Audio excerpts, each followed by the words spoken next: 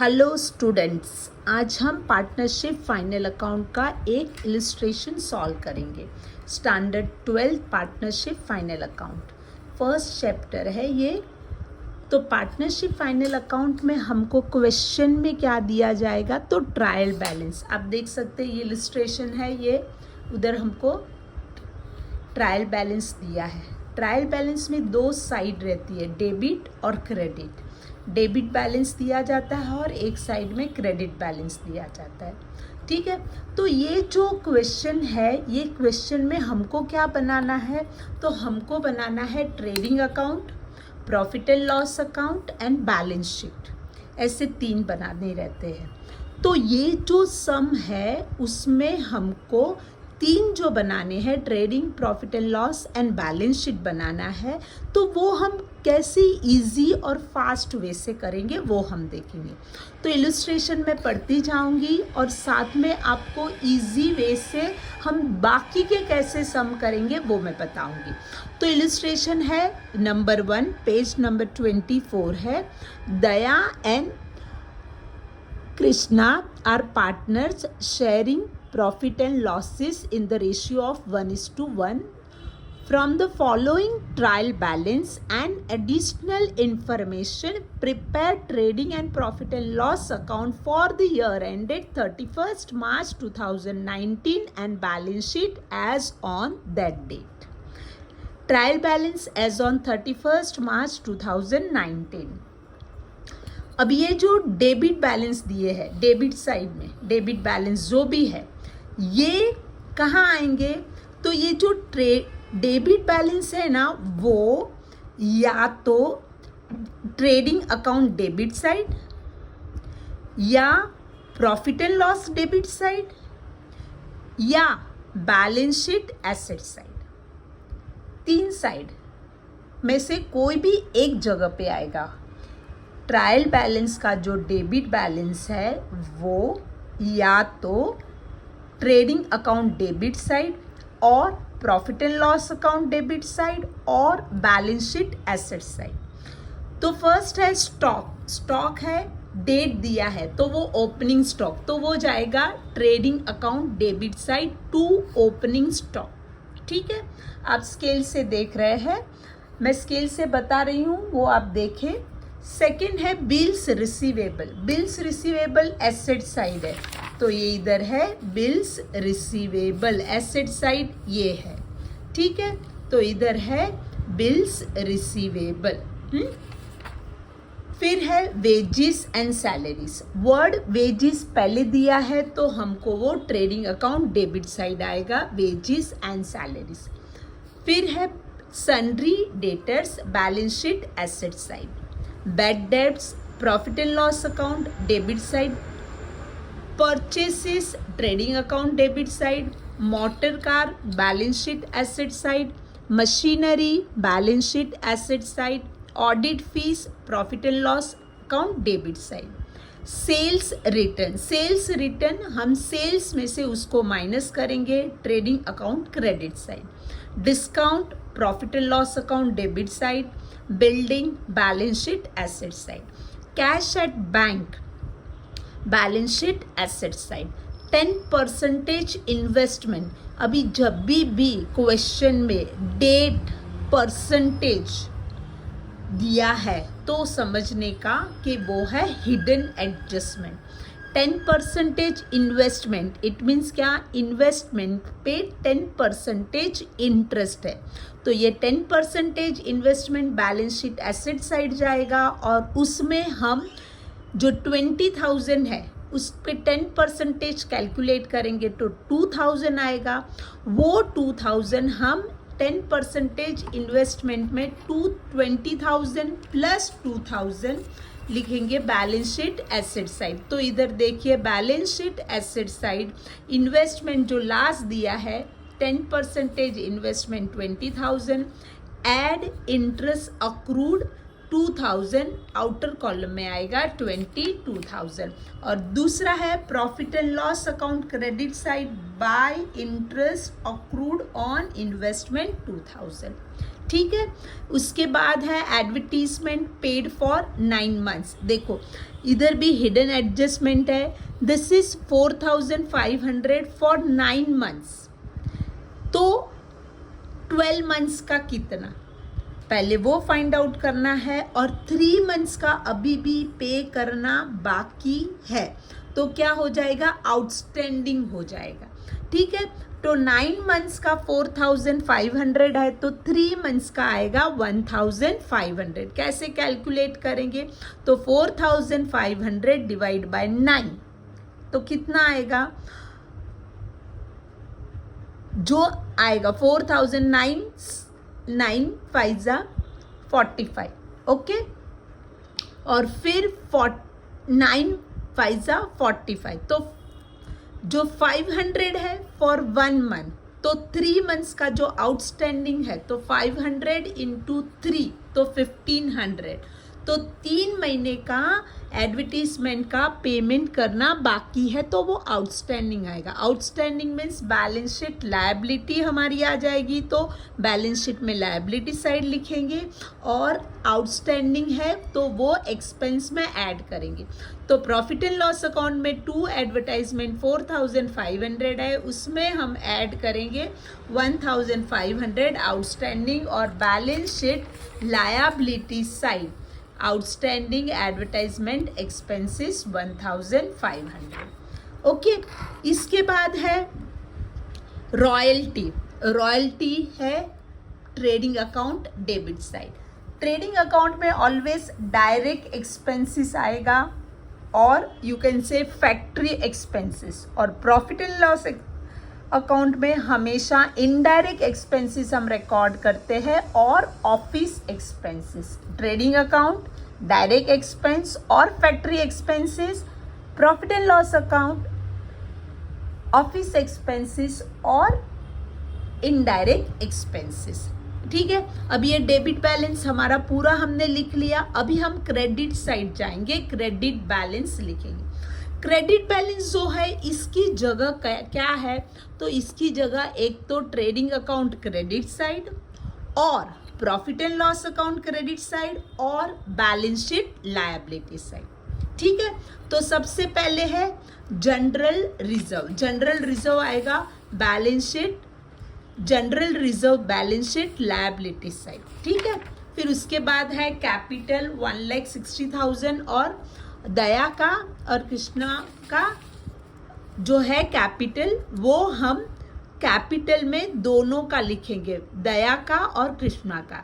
ठीक है, उसके बाद है creditors balance sheet liability side, RDD profit and loss account debit side में से माइनस करेंगे। बैड डेब्ट्स का एक टेबल बनाते हैं, तो वो बैड डेब्ट्स का टेबल इधर profit and loss account debit side देख सकते हैं।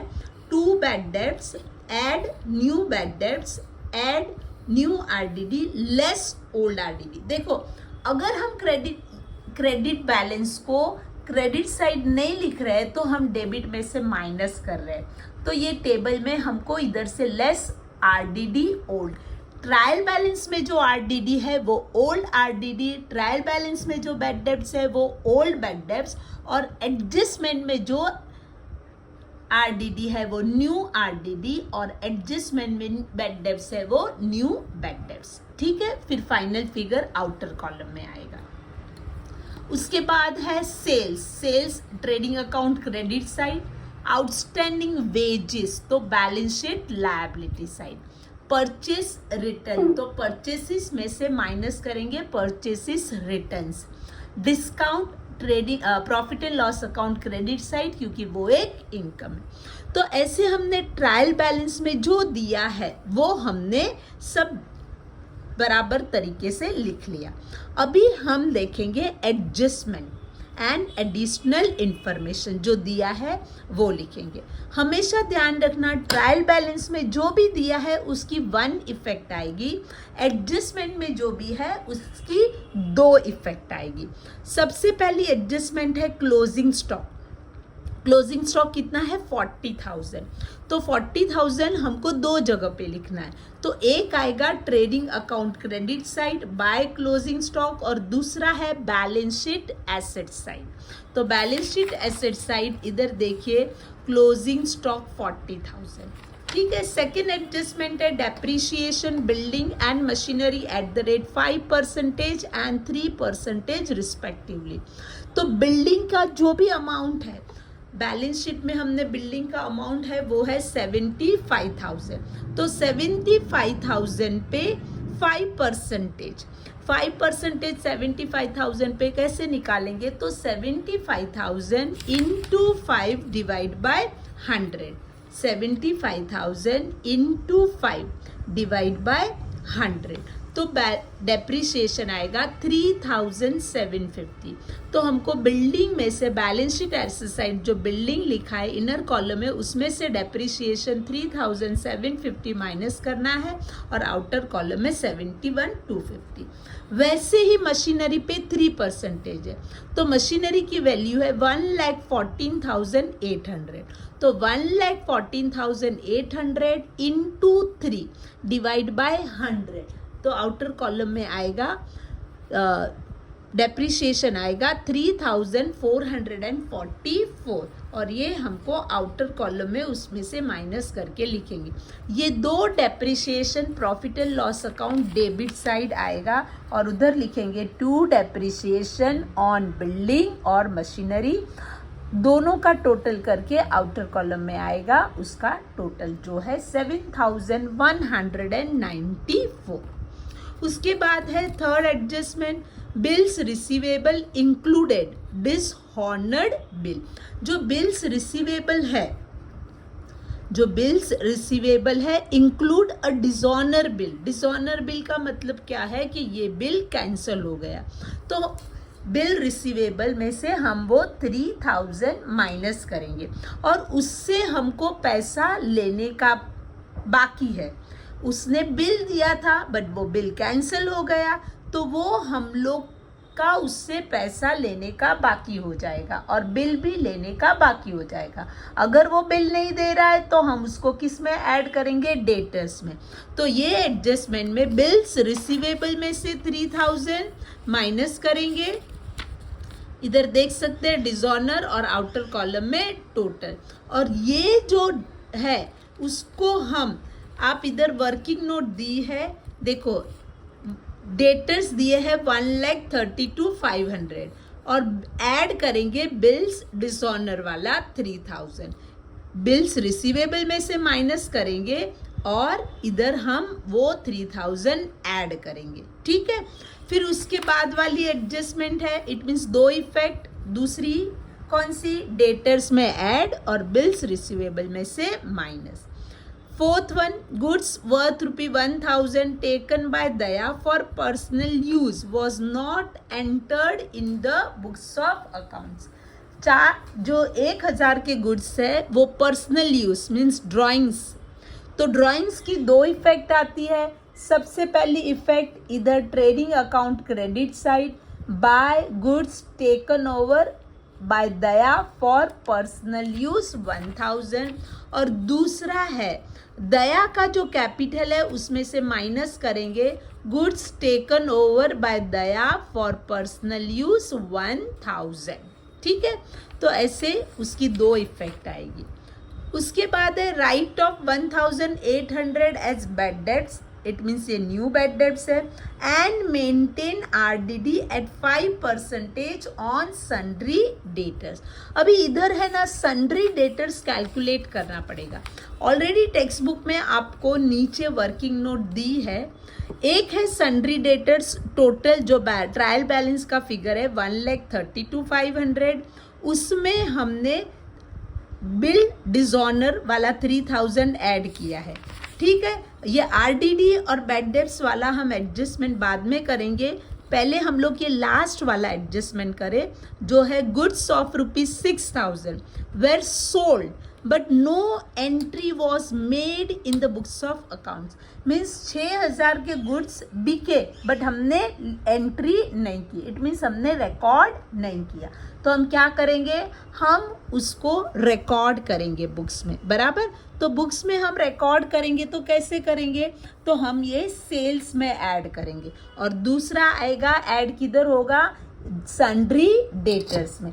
तो पहले तो trading account credit side sales में ऐड किया है, ऐड अनरिकॉर्डेड सेल्स। और दूसरा इधर हम एडजस्टमेंट में देख रहे हैं वर्किंग नोट में 1,32,500 debtors, add bills dishonour, add unrecorded sales. तो टोटल फिगर हो गया 1,41,500। फिर है जो नया बैड डेब्ट्स है, इसके आगे वाली एडजस्टमेंट 1,800 न्यू बैड डेब्ट्स, तो वो हम माइनस करेंगे 1,800 1,41,500 में से। तो फाइनल फिगर आया 1,39,700। ये 1,39,700 में से हमको 5% RDD कैलकुलेट करना है। तो कैसे कैलकुलेट करेंगे, 1,39,700 इंटू 5 डिवाइड बाय 100, तो आपको आंसर आएगा 6,985।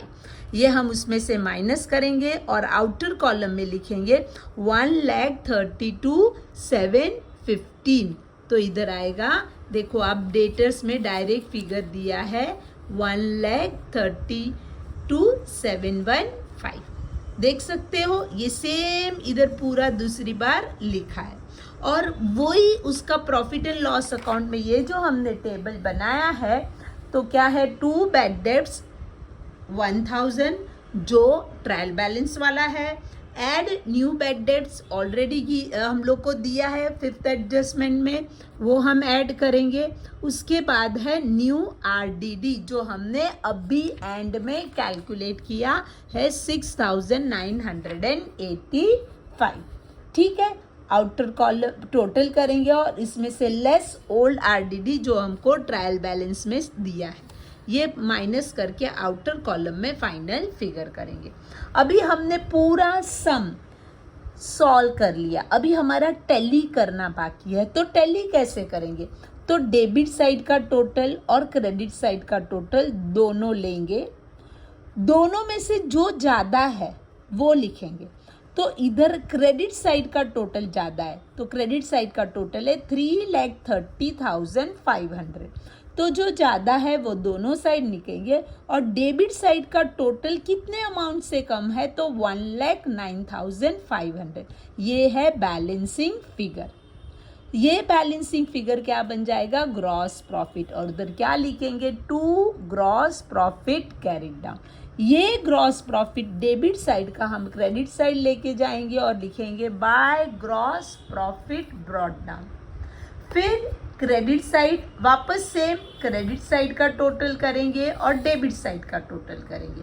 इधर भी क्रेडिट साइड का टोटल ज़्यादा है, तो क्या लिखेंगे, क्रेडिट साइड का टोटल है 1,13,300, वो दोनों साइड नीचे लिखेंगे, बराबर। और जो भी बैलेंसिंग फिगर आएगा मीन्स डेबिट साइड कितने से कम है, तो 88,621 से कम है, वो दोनों पार्टनर में डिस्ट्रीब्यूट करेंगे क्योंकि प्रॉफिट एंड लॉस का रेशियो है 1:1। फिर ये दोनों में डिस्ट्रीब्यूट करेंगे और वो आ गया 44,311 और 44,310।